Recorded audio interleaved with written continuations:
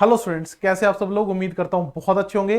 तो स्टूडेंट्स, जब हम बात करते हैं एचपीटेट आर्ट्स की, तो ये हमारे पास 150 नंबर का एक पेपर होता है 150 मार्क्स का, और इसमें हमारे पास 60 मार्क्स जो है वो सोशल स्टडीज के रहते हैं।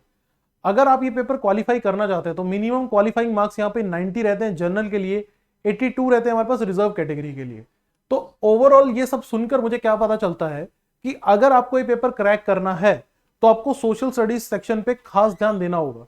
60 क्वेश्चंस को आप इग्नोर कभी भी नहीं कर सकते। अगर मैं बात करूं यहाँ पर कौन से सेक्शन से क्वेश्चन पूछे जाएंगे, तो आपको सबको पता ही होगा बेसिक चीजें होती है हमारे पास। हिस्ट्री, ठीक है, पॉलिटी, इकोनॉमी और ज्योग्राफी। इसके अलावा हमारे पास कुछ अंतरराष्ट्रीय संस्थाओं से भी क्वेश्चन पूछे गए हैं। जैसे अगर हम पिछले पेपर को देखें तो G7 ग्रुप के ऊपर एक क्वेश्चन पूछा गया है, जो आप करंट अफेयर के क्वेश्चन में भी कंसीडर इसको कर सकते हैं। तो अंतरराष्ट्रीय संस्थाओं के ऊपर भी सवाल पिछले पेपरों में पूछे गए हैं। हिस्ट्री के सवालों की बात करें तो बहुत ही आसान और स्ट्रेट फॉरवर्ड क्वेश्चन यहाँ पे पूछे गए हैं। इवन हिस्ट्री क्या, आप किसी भी सब्जेक्ट को अगर देखेंगे तो बिल्कुल बेसिक सवाल पूछे गए हैं। अगर आप पेपर उठा के देखेंगे यहाँ पर कोई ऐसा टिपिकल लेवल का क्वेश्चन नहीं आपको देखने को मिलेगा।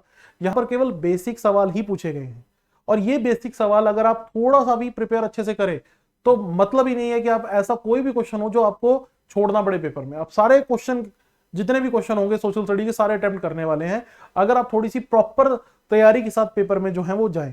अगर जैसे हिस्ट्री की बात करें, जैसे हिस्ट्री में एक सवाल आया हुआ है कि पृथ्वीराज रसो, आपको पता होगा पृथ्वीराज चौहान, ठीक है, हमारे पास ये एक बहुत ही जाने माने रूलर थे। इनके ऊपर एक पोएम लिखी गई थी पृथ्वीराज रसो। ये पोएम किसने लिखी? तो इनके कोर्ट में एक पर्सन हुआ करते थे चंद बरदाई, ठीक है, चंद बरदाई ने हमारे पास ये जो पोएम है वो ये पोएम लिखी थी। तो बहुत ही सिंपल सा सवाल है, ठीक है। पॉलिटी की बात करें तो पॉलिटी में सवाल पूछा गया है पहले कि कॉन्स्टिट्यूशनल रेमेडीज जो हैं वो किसके अंदर आती हैं? फंडामेंटल राइट्स के अंदर आती हैं। पॉलिटी से ही हमारे पास एक और सवाल पूछा गया है कि लोकसभा के पहले स्पीकर कौन थे? तो बिल्कुल आसान सा सवाल है। लोकसभा की बात करें, अभी हमारे पास जो स्पीकर हैं वो है ओम बिरला। लोकसभा के फर्स्ट स्पीकर कौन थे? गणेश वासुदेव मावलंकर जी, ठीक है। तो इस तरह के पॉलिटी से भी बिल्कुल सिंपल सिंपल सवाल पूछे गए हैं। अगर पॉलिटी में कॉन्स्टिट्यूशनल अमेंडमेंट के ऊपर क्वेश्चन पूछा गया कौन सा आर्टिकल, तो आर्टिकल नंबर 368। बहुत ही स्ट्रेट फॉरवर्ड और मैं यूं कहूंगा बिल्कुल बेसिक सवाल जो है वो पूछे गए हैं हिस्ट्री पॉलिटी दोनों से। अगर मैं बात करूं इकोनॉमी से, इकोनॉमी में एक सवाल आप देख लीजिए कितना सिंपल सा सवाल है कि जीडीपी में पी का मतलब पूछा गया है कि पी स्टैंड फॉर व्हाट? तो GDP means gross domestic product. बहुत ही आसान सवाल। तो मतलब कि आपको जो बेसिक चीजें होती हैं, जो डे टू डे लाइफ में हम इकोनॉमी से रिलेटेड अगर हम बात करें तो डे टू डे लाइफ में जिन शब्दों का प्रयोग करते हैं उनके बारे में भी सवाल पूछे गए हैं। तो आई डोंट थिंक कि इससे आसान सवाल जो है वो पूछे जा सकते हैं। ज्योग्राफी की बात करें तो नॉर्थ अमेरिका साउथ अमेरिका से कैसे जुड़ा हुआ है, इसके ऊपर एक सवाल आया हुआ है। तो ओवरऑल हमारी टीम ने जब सारे पेपरों को एनालाइज किया है तो उसके बाद ये पता चला है कि आपको कोई ज्यादा डीप में जाकर तैयारी करने की रिक्वायरमेंट नहीं है।